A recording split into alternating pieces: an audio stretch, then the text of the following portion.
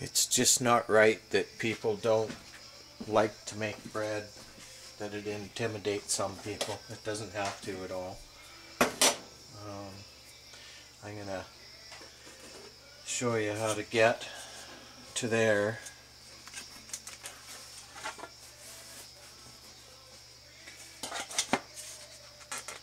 And it takes time, right?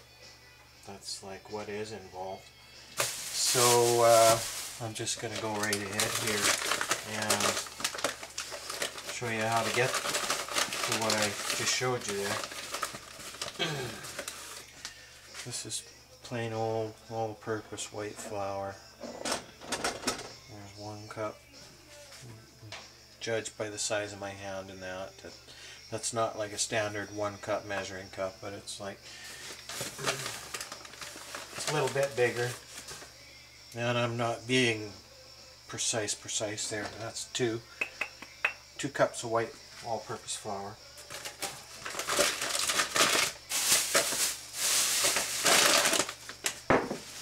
And the next ingredient that goes in the bowl here is mashed potato flakes. These are just any of the kinds that you buy. I'm going to put any kinds that you buy in just in your general stores. There, and 1 cup of that.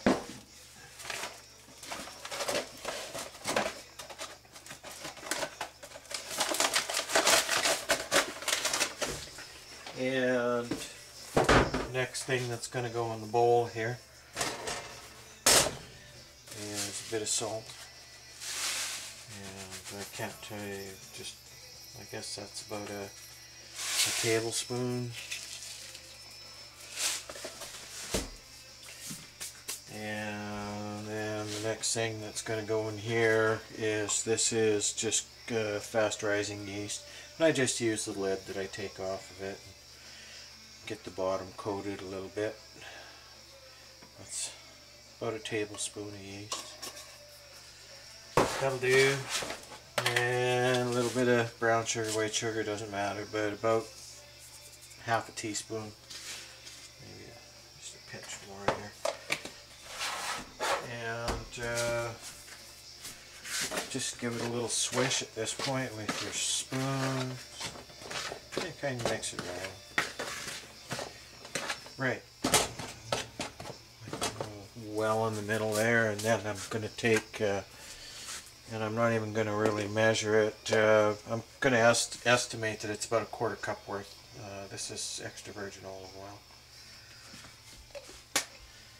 Put that in, and just kind of do a little mix there, spread it around a bit. Okay, now I'm going to add water. Cold water. Same cup that I used for the flour. I'm just gonna, there's 1.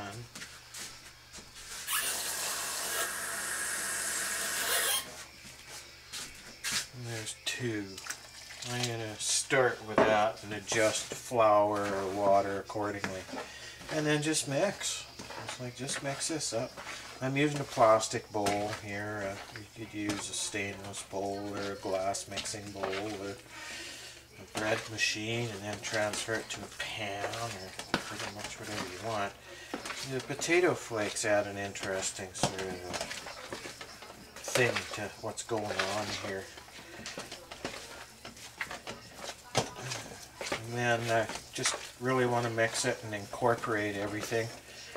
And just imagine that if you were a yeasty bubble of gas and you want it to grow, what kind of moisture level would you need in order to make your dough rise? And you just kind of get a feel for it.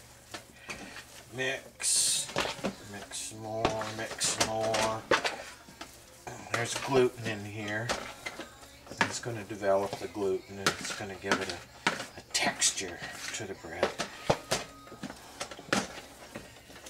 When you do this, you'll know. You just look at it and you can tell the ball of dough is every area's basically got a pretty good little drink of the moisture that you put in there. Alright, now, so what I'm going to do is I'm just going to set that aside, and I'm going to let the yeast come alive and that, and where I'm going to leave it is just right here on top of the stove, because I'm pre-warming my oven. And it's warm from other things I've been doing on it, so it's gonna rise. Okay, there, I got a lid on it. We'll just let it get happy there for, I'll give it an hour. Okay, about an hour's gone by. This is expanded. I'm gonna mix it some more.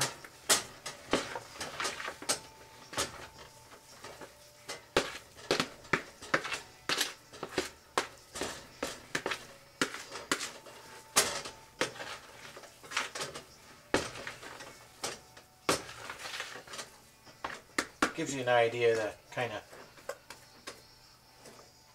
consistency and doughiness of it, right? Okay, well, because I've got the luxury of time here, I'm going to let it rise again, and then on the next rising I'm going to knock it down and then turn it out into a couple of pans this size.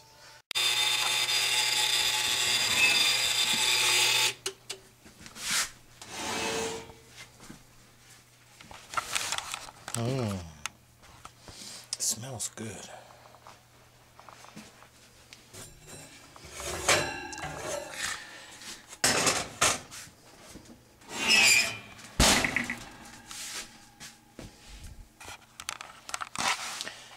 So that was baked for 45 minutes at 350 degrees Fahrenheit.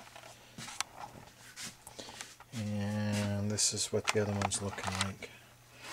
It's disappearing.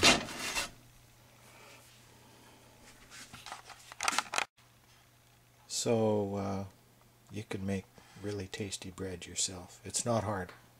It just is not hard to do.